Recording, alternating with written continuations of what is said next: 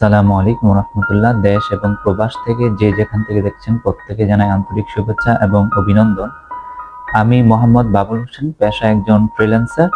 আমি কাজ করি ফ্রিল্যান্সিং এর একটা পার্ট ডিজিটাল মার্কেটিং নিয়ে। ডিজিটাল মার্কেটিং হলো এমন একটি সেবা বর্তমান সময়ে বা কেরিয়ার যে যাই বলুন না কেন, এটা হলো বর্তমান সময়ে সবচেয়ে একটি গুরুত্বপূর্ণ বা সবচেয়ে ট্রেন্ডিং জনপ্রিয় একটি মাধ্যম।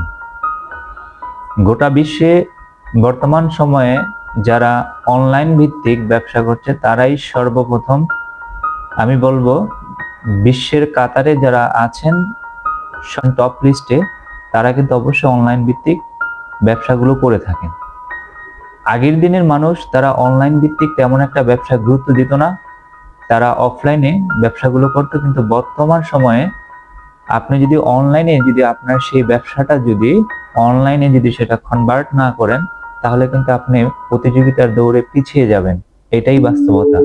কারণ মানুষ এখন অনলাইন ভিত্তিক ব্যবসাটাকে বেশি প্রাধান্য দেয়। মানুষ সময়কে সাশ্রয় করতে চায়।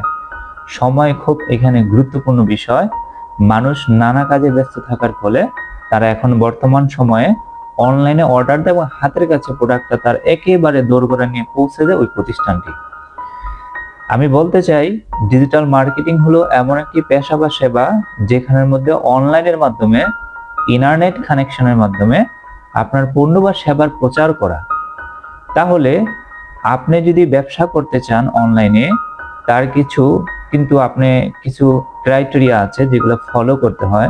সর্বপ্রথম আপনার একটা অনলাইন ফেসবুক পেজ ক্রিয়েশন করতে হয়।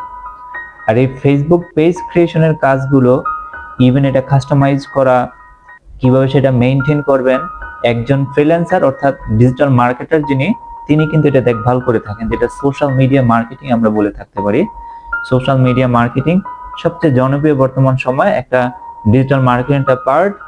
বর্তমান সময়ে অনেকগুলো ডিজিটাল মার্কেটিং এর পার্ট আছে। কেউ ভিডিও এডিটিং নিয়ে কাজ করে, কেউ ক্যানভা দিয়ে ডিজাইন করে, কেউ লোগো ডিজাইন করে, কেউ ইউটিউব মার্কেটিং করে, কেউ এসইও কাজ করে, কেউ লিড জেনারেশন কাজ করে, কেউ on page of page local SEO কাজগুলো করে থাকে। এছাড়াও কেউ Shopify marketing store set up করে থাকে।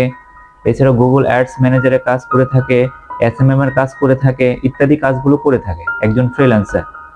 তাহলে আমি বলতে চাচ্ছি, যেটা বর্তমানে আমাদের যে বাংলাদেশের যে শিক্ষা ব্যবস্থা আছে, সেটার মধ্যে কিন্তু থিওরিক্যাল প্রতিযোগিতা এবং থিওরিক্যাল থিওরিগুলোই বেশি আছে।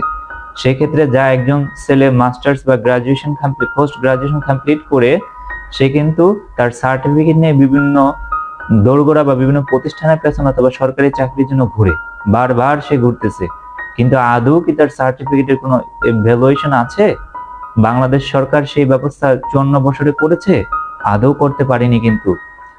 তাই আমি বলবো, আপনি যারা লেখাপড়া করেন, স্টাডির মধ্যে এখনো ইনভলভ আছেন, তাদের একটা সহজ মাধ্যম হতে ডিজিটাল মার্কেটিং সহকারে যে কোনো একটা ফ্রিল্যান্সিং একটা সেক্টর পাশাপাশি স্কিল আপ করুন নিজেকে। যদি স্কিলটা অর্জন করতে পারেন, ইনশাআল্লাহ লেখাপড়ার পাশাপাশি আপনি অনলাইনের মাধ্যমে সার্ভিস প্রোভাইড করে আপনার ইনকামের একটা রাস্তা বের হয়ে যাবে। পড়াশোনা শেষ করে আপনার চাকরির পেছনে আর দৌড়াতে হবে না। তা আমি বলবো, যারা এই সেক্টরে আসতে চান, তাদের আগে থেকে কিছু প্ল্যানিং করে বের হতে হবে। যদি না বের হন, তাহলে কিন্তু আপনি আবারও এখানে ধাক্কা খাবেন, বড় একটা পেছনে পড়ে যাবেন। তাই ইংলিশের উপর একটু জোর দিবেন। পাশাপাশি কিছু মোবাইল দিয়ে অনেকে ফ্রিল্যান্সিং করে, মোবাইলের বিষয়ে ভালো দিকগুলো যেটা আছে সেটা ভালো করে কাজগুলো শিখুন, কিভাবে মোবাইল দিয়েও কাজ করে এখন বর্তমান ফ্রিল্যান্সাররা। মোবাইলের মাধ্যমে সে লক্ষ লক্ষ টাকা ইনকাম করছে। এটা কিন্তু আজও কোনো কিন্তু ফাঁকিবাজের ব্যক্তি বা মুখরোচক ব্যক্তি নয়, এটা সত্যি এবং বাস্তবতা।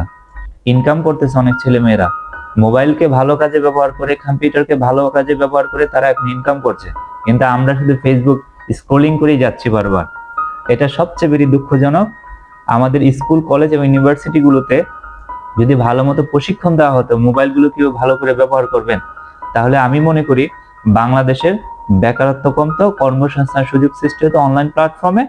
সেক্ষেত্রে আমি বাংলাদেশ সরকারকে বলবো এদিকে একটু নজর দেন, তাহলে বাংলাদেশ বেকারত্বের কিছুটা লাঘব হবে এবং বাংলাদেশ আরো রেমিটেন্স যোদ্ধা বাড়বে এবং বাংলাদেশের অর্থনৈতিক আর এস্টাবলিশমেন্ট আসবে এবং উন্নতির কাতারে আসবে ইনশাআল্লাহ।